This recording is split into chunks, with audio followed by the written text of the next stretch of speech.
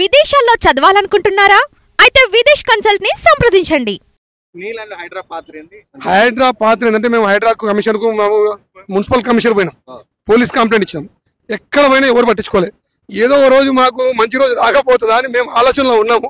ఈ డిమాండ్లు చేస్తుంటే మేము కూడా ఓ రోజు హైడ్రా కమిషన్ సంప్రదించడం జరిగింది. ఒక 5-6 మంది సార్ ఇట్లా ఆయన retired MRO, retired RTO, retired collector అందరితో పిలిపించి ఈ సెర్చ్ చేయండి అని ఒక పేపర్ రాపించి టోటల్ రాంగ్ సార్ వాళ్ళది సమ్మిరెడ్డి బాలెడ్డి కబ్జా దోరైనా అని చెప్పని తేలింది. ఇమీడియట్లీ 1 వీక్ 10 days లోపట్టి అది మొత్తం డిమాలిష్ చేసిండు. ఇప్పుడు మళ్ళీ హైకోర్టు పోయాడు. ఇప్పుడు మా బాధ ఏంటంటే హైకోర్టు పోతే సామాన్య మానవుడు హైకోర్టు పోయే పరిస్థితి ఉందా? ఏలూరులో అసలు బతకడమే కష్టం. హైకోర్టు పోవాలంటే మినిమం 2-3 లక్షలు లేని లాయర్ ఫీజు లేని కట్టలేము సార్ మేము. అందుకే హైడ్రా వాళ్ళు ఏం చేయాలంటే మా పోలీస్ స్టేషన్ ఏర్పాటు చేసి హైడ్రా వాళ్ళు న్యాయం చేసారు.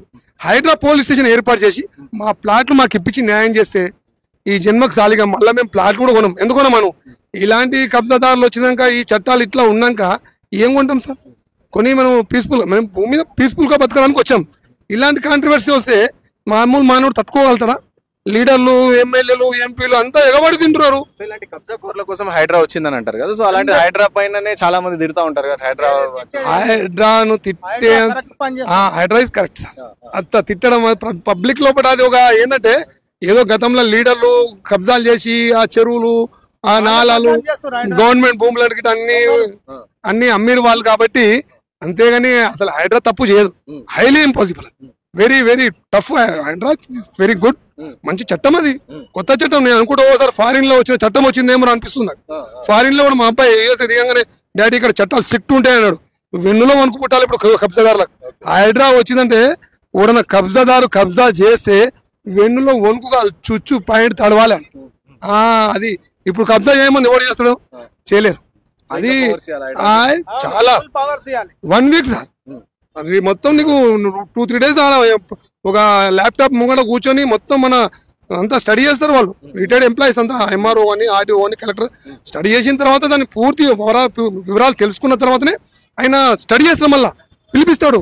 ఏమైనా కమిషనర్ ముందా పర్మిషన్ లేదు, ఏమైనా ఎంఆర్ఓ రికార్డు ఉందా లేదు, ఏమైనా పట్టాబుక్ ఉందా లేదు, ఏమైనా పాస్బుక్ ఉందా లేదు, ఏమైనా పానీ ఉందా, ఏది లేదు. మరి ఏది లేదు, నువ్వు ఎట్లున్నావు?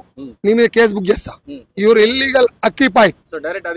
Immediately next day demolish. Next డేనే నువ్వు చూపిస్తావా? ఇప్పుడు చూపి.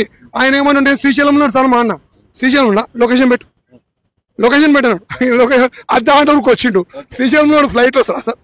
అర్ధగంటలకు వచ్చిండు. భయంతోటే కదా. ఇప్పుడు నువ్వు యథార్థంగా ఉన్నప్పుడు, కరెక్ట్గా ఉన్నప్పుడు ఎందుకు రావు? నేను శ్రీశైలంలో ఉన్నా, నేను తిరుపతిలో ఉన్నా చెప్పడం ఎందుకు? లొకేషన్ పెట్టమన్నాడు ఆయన కమిషనర్. లొకేషన్ పెట్టమనగానే వీడు కళ్ళు, అలా కొడుకులు కళ్ళు తిప్పేసిరు. ఇది కరెక్ట్ కాదు, వస్తే రమ్మను, లేకపోతే రేపు మార్నింగ్ డిమాలిష్ అయిపోతాను అంట. కల అర్ధగంటలో వచ్చేసిండు. వచ్చి ఇక ఏవో కాగితాలు ఏవో చూపించిండు. ఆయన ఒప్పుకోలే, టోటల్ రాంగ్ అని చెప్పి నువ్వు కబ్జా కోరు అని చెప్పి, నువ్వు కబ్జా కోరు 100%. నీ దగ్గర కాగితాలు ఉంటే ఇప్పుడే చూపి. నాకు 4 రోజులు టైం ఏంటో అంటే 12 ఏళ్ళ నుంచి టైం లేదు, 4 రోజులు ఇస్తావా? చలో 1 వీక్ ఇస్తా. వెంబడి తెల్లారి పోయి హైకోర్టు పోయి స్టే తెచ్చుకో. ఇక మరి ఈ కోర్టు పోతే ఇక దాన్ని టైం పాస్ చేస్తున్నాడు. ఇంకా కోర్టు అంటే టైం పాస్. ఇంకా ఇద్దరు కొట్లాడితే 3 రోజులు లాభం. అన్ని తెలిసిన విషయమేనా? మనం ఇద్దరు కొట్లాడితే 3 రోజులు లాభం. ఇక నేను ఫీజు కట్టాలి, నువ్వు ఫీజు కట్టాలి, టైం పాస్ చేయాలి. సుమన్ టీవీలో మీ పర్సనల్ అండ్ బిజినెస్ ప్రమోషన్స్ కోసం కింది నెంబర్కి కాంటాక్ట్ చేయండి.